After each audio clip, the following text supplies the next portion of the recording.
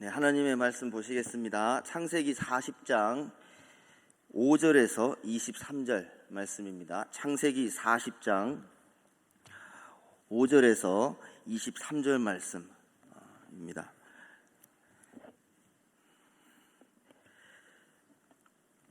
교독을 하시고 마지막 절은 다 같이 읽겠습니다.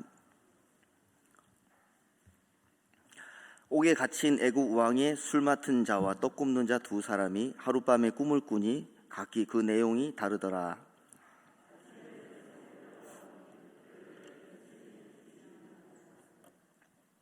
요셉이 그 주인의 집에 자기와 함께 갇힌 바로의 신하들에게 묻되 어찌하여 오늘 당신들의 얼굴에 근심의 빛이 있나이까?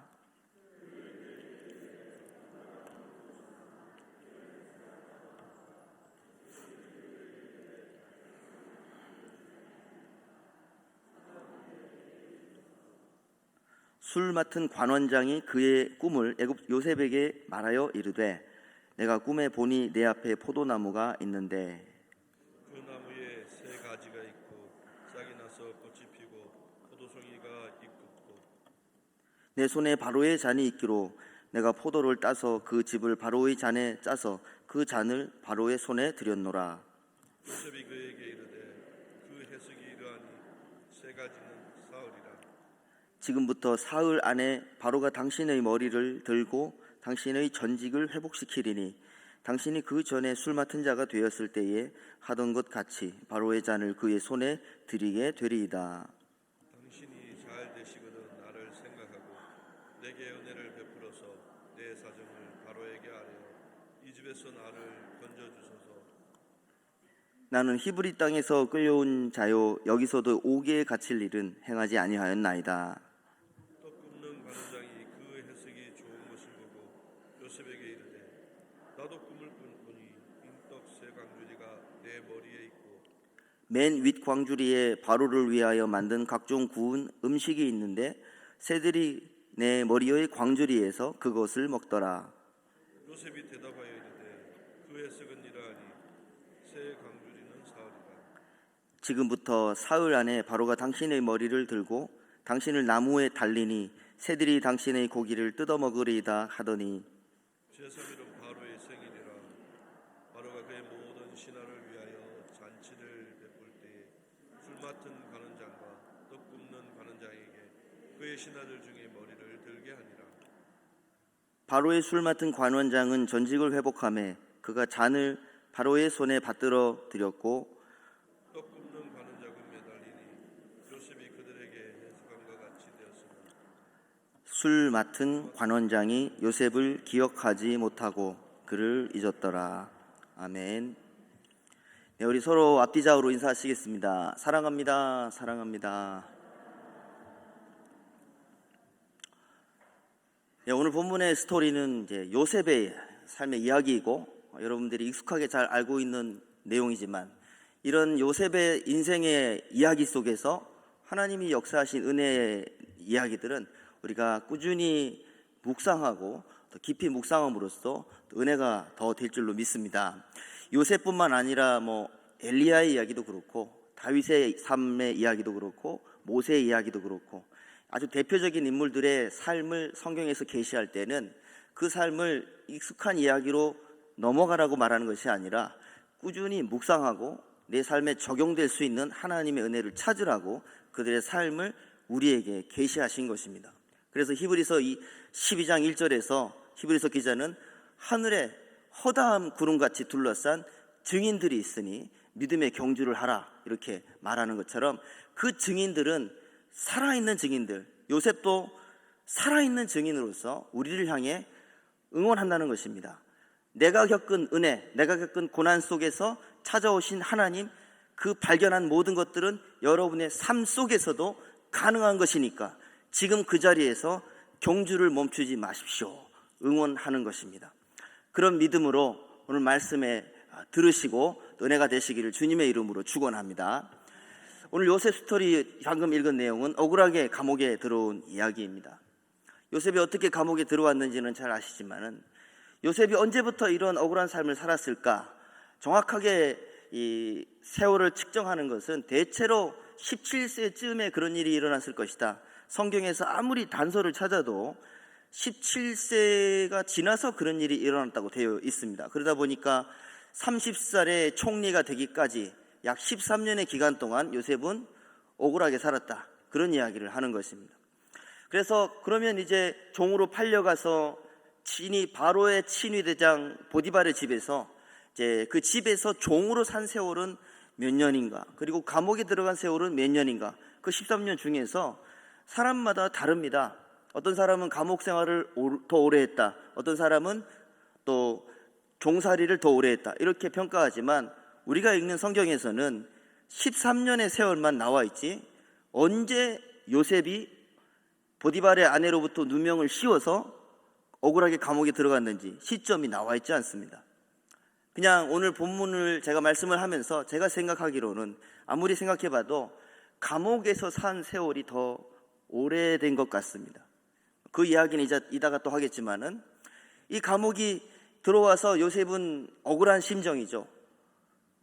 안 그래도 형들에 의해서 억울하게 팔려왔는데 더 억울한 일을 당해서 밑도 끝도 모르는 감옥 속에서 살아야 하고, 그리고 그 시대에 가장 죄질이 높은 그런 정치범들만 잡아넣는 특수한 감옥이었다 보니까 언제 나갈 수 있을지에 대한 소망이 없습니다.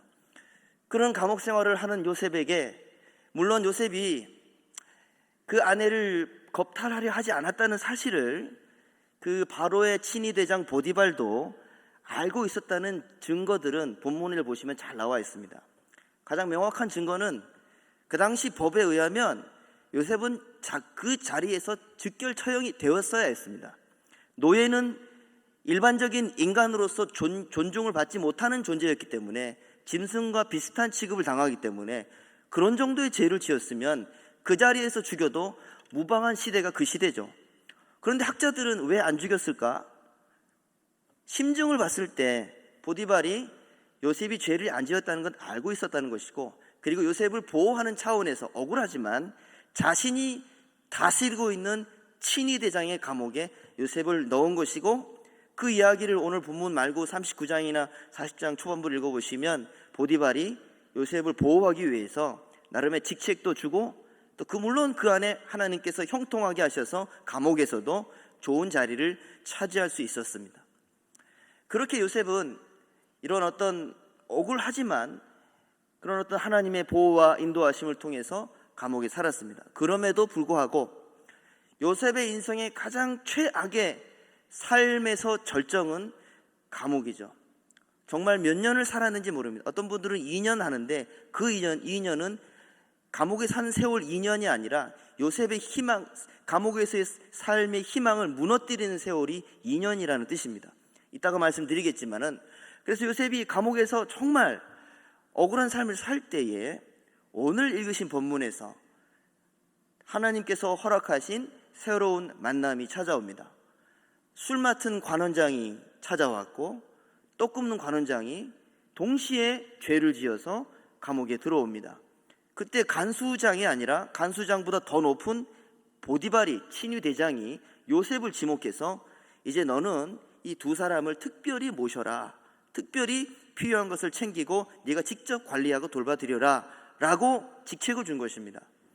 그런데 술 맡은 관원장과 떡 굽는 관원장은, 여러분들이 그 시대의 문화를 잘 아시는 분들은 느끼시겠지만 고위직이죠. 왕에게 술을 주고 왕에게 떡을 주는 사람은 고위직 중에서도 아주 비밀리에 좋은 자리를 차지하는 사람이죠. 그런 높은 자리에 있는 사람이 어느 날 잘못을 해서 감옥에 들어왔다는 것은 나라 안의 분위기도 심상치 않다는 것을 말하는 것이고, 이 사람들의 죄질이 크다는 것을 말하는 것입니다.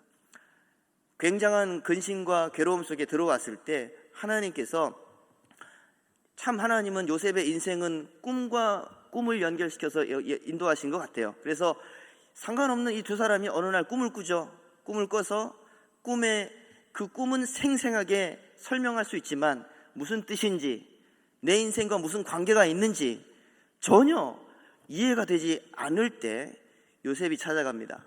그리고 요셉이 그들에게 근심이 있는 것을 발견하고 질문을 하죠. 그때 요셉이 이렇게 대답을 합니다. 우리 8절 말씀 함께 읽겠습니다. 그들이 그에게 이르되 우리가 꿈을 꾸었으나 이를 해석할 자가 없도다. 요셉이 그들에게 이르되 해석은 하나님께 있지 아니하니까 청하건대 내게 이르소서. 사랑하는 여러분, 이 시점은 요셉이 감옥에서 풀려나기 2년이 남은 시점입니다. 하지만 요셉은 그게 2년이라는 것을 알 수가 없죠. 그리고 그것은 이미 억울하게 끌려와서 11년의 세월이 지났다는 것을 말해주기 때문에 요셉은 11년의 세월간 어떤 변화가 있었을까요? 항상 하나님이 함께 하신다는 것을 믿기도 했고, 또 아버지 밑에서 배웠던 히브리인의 그 신앙을 잘 마음에 새겨서 잘 견뎌왔는데, 요셉이 나름대로 성숙했고 나름대로 변화되었다는 것을 어떻게 알 수 있냐면 방금 읽으신 8절에서 알 수가 있습니다. 해석은 하나님께 있지 아니하니까. 이 간단한 표현 속에 요셉이 상당히 안정된 상태로 성숙하고 연단이 되었구나. 억울한 심정을 가진 사람들과 대화 나눠보신 적이 있으십니까? 평생을 억울하게 살고 고통을 받으면서 괴로워하다가 살아온 사람들과 대화하신 적이 있으실 것 같습니다. 근데 그들의 말을 들어보면 전부 다 자기 이야기를 할 수밖에 없습니다. 그 고난이 가슴에 깊이 박혔기 때문에 한 번이라도, 한 사람이라도, 한 시간이라도 더 자기 이야기를 애절하게 해주고 싶은 사람들의 심정이 지금 요셉이 처한 상황에서 느끼는 심정과 같은 것이죠. 그런데 요셉은 두 사람의 꿈 이야기를 들으면서 자신의 이야기는 전혀 하지 않습니다. 아주 성숙하게 해석은 하나님께 있습니다. 이것은 은혜 받은 자의 말의 표현이고, 은혜 받은 자에게서 나올 수 있는 짤막하지만 아주 임팩트가 있는, 효과가 있는 아주 중요한 고백입니다. 이것만 봐도 요셉은 11년의 세월에 억울함이 있지만 그걸 지금 잘 견디고 있다는 사실을 본문에서 말해주고 보여주고 있습니다. 그래서 그 사람들이 꿈 이야기를 하죠. 술 맡은 관원장의 이야기는 자기가 복직되는 이야기입니다. 떡 굽는 관원장의 이야기는 요셉의 해석을 들어보니까 기대가 돼서 다시 자기 꿈을 이야기했더니 떡 굽는 관원장은 3일 후에 자신의 머리가 잘려나가는, 그래서 매달리는, 죽는 꿈입니다. 이 꿈을 해석하는 요셉의 모습을 보면서, 그러니까 그렇죠, 정말 성숙하다는 걸 느낄 수 있습니다. 술 맡은 관원장의 이야기는 좋은 내용이기 때문에 부담 없이 할 수 있습니다. 그런데 떡 굽는 관원장의 꿈 이야기는 정말 하기 어려운 이야기죠. 그럼에도 불구하고 오늘 본문을 읽어보시면 간단하게 해석만 명확하게 제시합니다. 당신의 꿈은 이런데 3일 안에 죽습니다. 자, 이게 저는 요셉이 냉정하고 인색하다고 하다고 보여지는 본문이 아닙니다. 아니라고 생각합니다. 오히려 하나님의 입장에서 해석은 하나님께 있습니다. 이 말은 다르게 말하면 저는 하나님의 은혜를 믿는 사람입니다. 하나님의 권위와 하나님의 은혜를 믿는 사람으로서 당신들의 꿈을 설명해 드리겠습니다. 그래서 하나님의 권위로 당신들의 인생에 대한 이야기를 해주겠습니다라는 그런 뜻입니다. 그렇게 이야기할 때 인간의 정에 얽매여서 아이고 안 됐네요, 그렇게 할 수도 있겠죠. 그리고 언젠가는 했을 겁니다. 하지만 꿈에 대한 것은 꿈을 꾸게 하신 분도 하나님이시고 그 꿈의 해석도 하나님께 있다는 것을 요셉이 알기 때문에 다른 이야기를 첨가하거나 빼지 않습니다. 그냥 하나님의 꿈의 해석은, 주신 그 꿈의 해석은 당신을 죽음으로 결론을 냈습니다. 참 이것은 요셉이 지금 여전히 은혜 속에 사로잡혀 있다는 사실을 보여주는 대목입니다. 그리고 한 가지 더 이 이야기에서 제가 느낄 수 있는 것은 하나님은 불신자들의 삶을 통해서도 개입을 하셔서 우리 하나님의 믿는 사람들의 삶을 인도해 주신다는 사실입니다. 떡 굽는 관원장이, 술 맡은 관원장이 애굽의 신들을 철저히 신봉하는 그 시대의 고위직 관리일 뿐이지 하나님과 관계가 있겠습니까? 근데 그들에게 꿈을 꾸게 하십니다. 그리고 그 꿈을 꾸게 하심으로써 술 관원장은 살았고 떡 관원장은 죽었는데, 분명히 제가 기대하기로는 술 관원장은 요셉의 하나님을 받아들였을 것이라고 기대할 수 있습니다. 그러나 그 전까지는 완전히 불신자입니다. 그들에게 하나님이 역사 속에 개입하셔서 꿈을 꾸게 하시고 요셉을 통해서 하나님의 역사가 이루어지고 있다는 사실을 요셉이 깨닫게 하시는, 그 일을 하시는 하나님이신데, 바로 그 하나님이 여러분이 지금 세상에서 겪고 있는 삭막하고 막막하고 답이 보이지 않는 미래가 있는 그 세상 속에서 하나님이 여전히 요셉과 동일하게 역사하신다는 사실을 믿으시기를 바랍니다. 그리고 지금 이 본문은, 제가 이 본문을 준비하면서 요셉의 인생 속에서 아주 중요한 교훈을 주는 인생의 경험입니다. 오늘 요셉이 11년의 지루한 일상, 물론 하나님의 은혜를 주셔서 보디발의 집에서도 존귀한 대접을 받았습니다. 감옥에서도 존귀한 대접을 받았습니다. 하지만 요셉의 인생은 어떻습니까? 요셉의 인생은 옷으로 딱 구분할 수 있습니다. 17세가 되기까지 요셉만 12명의 형제들 중에서 아버지가 요셉만 채색 옷을 주었습니다. 그 채색 옷은 아버지의 사랑의 증표였고 마음대로 해도 된다는 그런 자유가 담겨진 채색 옷이죠. 그 채색 옷은 찢겨져 나갔습니다. 그 위에 요셉은 노예의 옷을 입습니다. 노예의 옷을 입었다는 것은 자유가 없다는 것이죠. 자기 마음대로 할 수 있는 게 없고 구속받아야 되고 누군가의 지시와 지배 속에 살아야 되는 것을 상징해주는 노예의 옷을 입었습니다. 그것도 모자라서 죄수의 옷을 입었습니다. 죄수의 옷을 입었다는 것은 이제 그나마 그 전에 누리던 아주 작은 자유조차도 이제 없는 것이고, 완벽하게 사방이 갇힌 채 모든 것이 닫혀진 속에서 살아야 한다는 것을 상징하는 것이 죄수의 옷입니다. 나중에 총리가 됐을 때 세마포 옷을 입죠. 총리의 옷을 입죠. 저는 그것이 하나님이 입혀주신 옷이라고 믿습니다.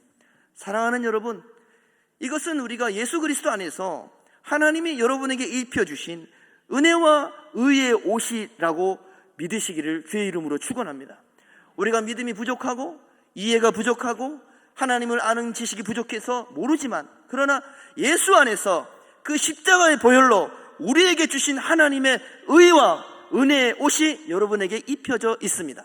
그 옷이 입혀져 있다는 사실을 깨닫고 살아가는 것이 요셉처럼 하나님의 은혜로 하나님의 영광을 돌리고 찬양하는 삶으로 살아가는 성도의 모습이죠. 그런데 요셉은 지금 죄수의 옷을 입고 있습니다.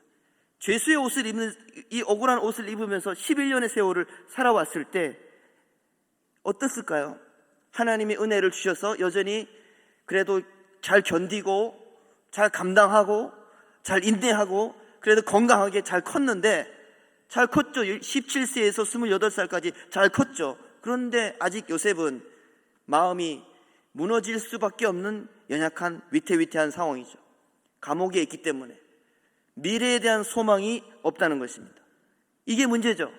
오늘날 젊은 세대도 그렇고 이 시대가 우리에게 주는 어둠의 현상 중에 하나는 미래를 바라보지 못하게 하는 아픔이 있다는 것입니다.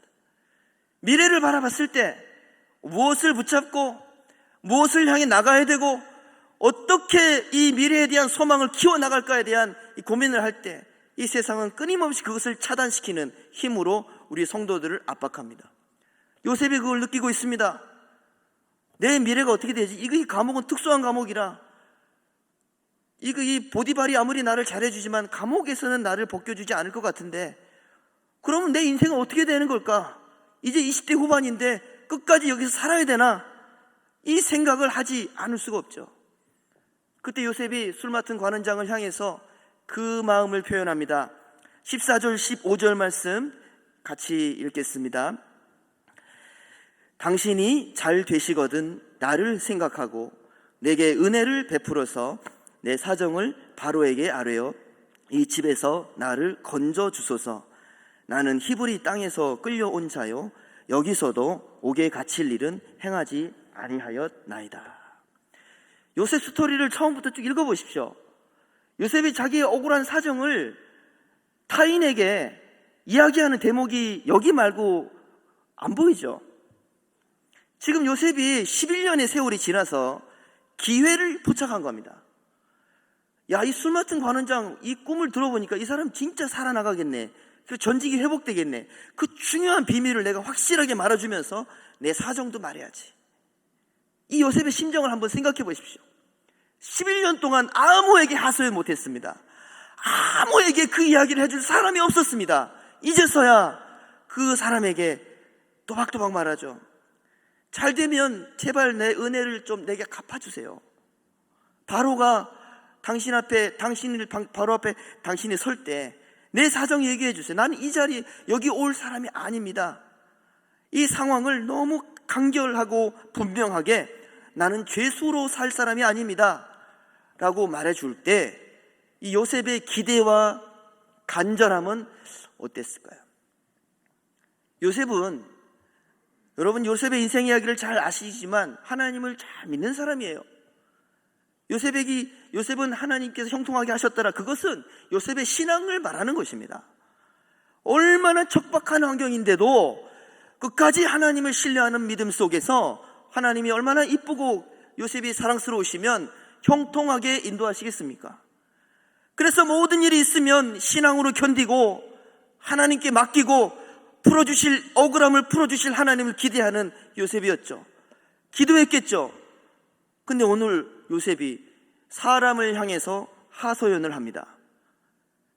우리 같은 사람들이야 사람을 향해서 하소연하면 그래, 이해가 된다, 그럴 수 있지, 당연히 그래서 이야기를 해서 풀어야지, 이야기하고 넘어갈 수 있지만 요셉은 좀 다릅니다. 끝까지 견딜 줄 알았는데 사람에게 하소연합니다.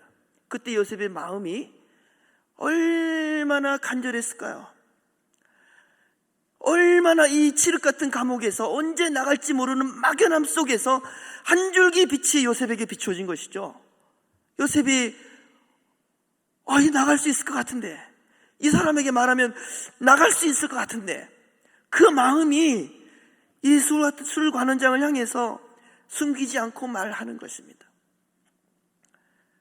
한편으로는 은혜를 잘 받아서 성숙해서 해석은 하나님께 있습니다, 하나님이 하실 거예요 이야기를 하지만 아직은 그게 부족한지 좀 도와주세요. 당신은 날 도와줄 수 있을 것 같은데 좀 도와주세요 라고 말을 했을 때 요셉의 심정은 말로 표현할 수 없는 아픔 속에서 기대를 하고 있는 것입니다. 사랑하는 여러분, 이것은 인간적으로 봤을 때 너무 가슴이 아픕니다. 너무 안타깝고 인간의 많은 삶 속에 그런 이야기들이 있을 것입니다. 그런데 이것은 하나님의 섭리의 핵심입니다. 요셉을 어떻게 세워가시는지에 대한 아주 중요한 단면을 보여주는 핵심입니다. 우리 시편 106편 우리 성경 말씀을 담아 보시면서 한번 읽었으면 좋겠습니다. 105편 16절에서 22절 말씀입니다. 천천히 시편 105편 16절에서 22절 같이 읽겠습니다. 그가 또 그 땅에 기근이 들게 하사 그들이 의지하고 있는 양식을 다 끊으셨도다. 그가 한 사람을 앞서 보내셨으며 요셉이 종으로 팔렸도다. 그의 발은 착고를 차고 그의 몸은 쇠사슬에 매였으니 곧 여호와의 말씀이 응할 때까지라. 그의 말씀이 그를 단련하였도다. 왕이 사람을 보내어 그를 석방하며 무백성의 통치자가 그를 자유롭게 하였도다.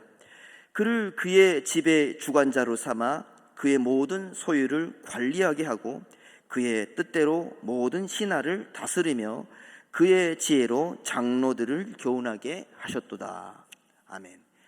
창세기 37장에서 50장까지 나오는 요셉 스토리를 시편 106편에서는 단 한 8개의 구절로, 7개 정도 구절로 정리한 것이죠. 근데 거기서 18절 19절에 이렇게 되어 있습니다. 그의 발은 착고를 차고 그의 몸은 쇠사슬에 매였으니 곧 여호와의 말씀이 응할 때까지라. 그의 말씀이 그를 단련하였도다. 잘 보시면 시편 기자도 요셉 스토리를 정리할 때 종으로 팔려간 부분에 대해서는 강조를 좀 덜 하는 느낌입니다. 그런데 시편 106편 18절을 보시면 그의 발은 착고를 차고 그의 몸은 쇠사슬에 매였으니, 요셉이 형들에게 팔려간 인생의 핵심은 종으로 산 세월보다는 죄수로 산 세월이 더 비중이 크다는 사실을 시편에서도 저는 보여주고 있다고 생각합니다.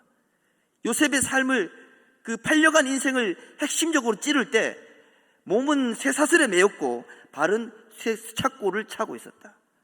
아무것도 기대할 수 없는 인생이었다. 그런데 어떻습니까? 19절에서 이렇게 말합니다. 여호와의 말씀이 응할 때까지라 그의 말씀이 그를 단련하였도다.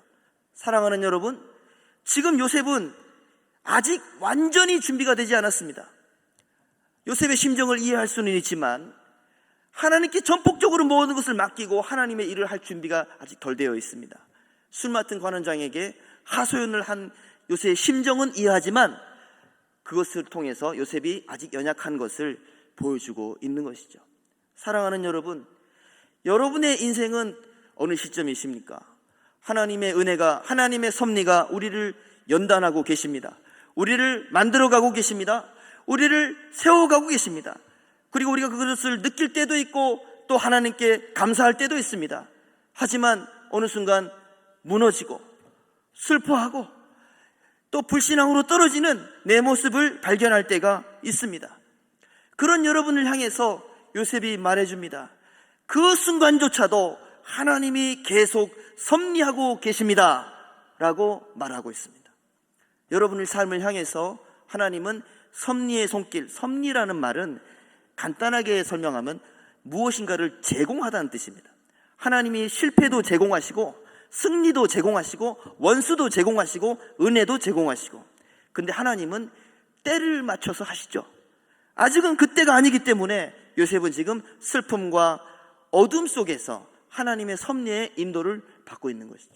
근데 그 목적이 여호와의 말씀이 응할 때까지라.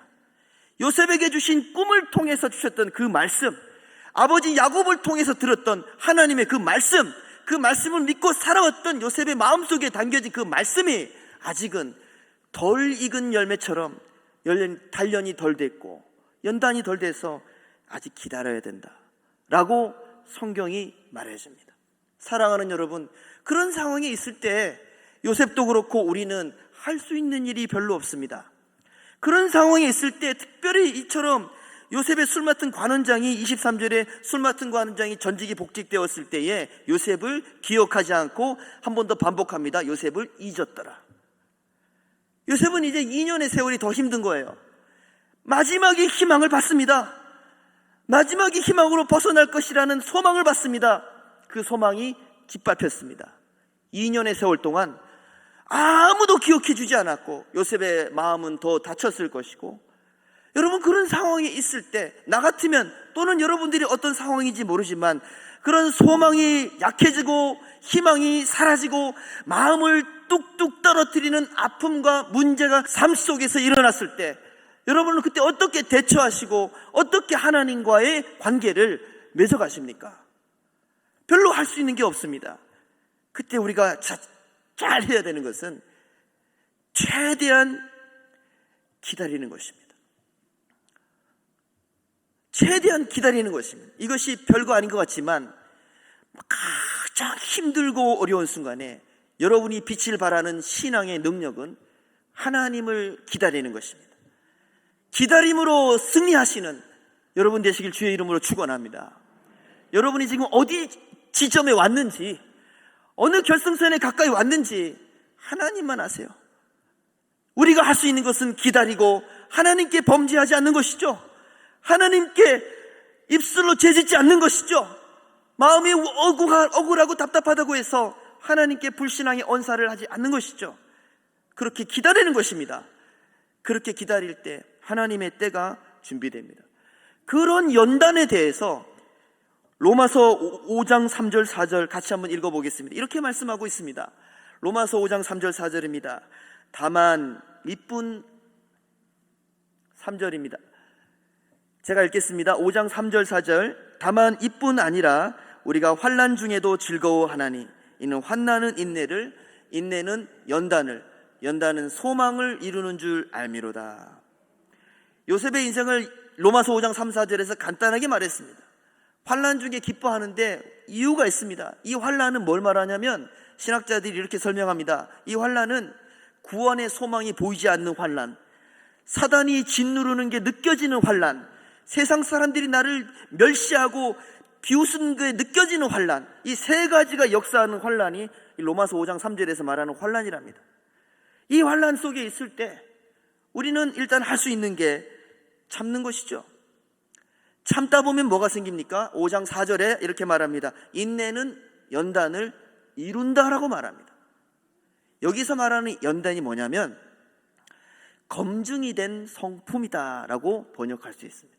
사랑하는 여러분, 하나님이 우리를 준비시킬 때 믿음도 잘 연구하는 것도 중요하지만 하나님은 그 믿음을 담는 그릇이자 토대가 되는 여러분의 성품도 준비시키는 분이십니다. 우리가 왜 기다려야 됩니까? 왜 인내 속에서 기다려야 됩니까? 그것이 여러분의 사람의 됨됨이를 만들어가는 하나님의 통로이기 때문입니다. 왜 우리의 성품이 문제를 일으킵니까?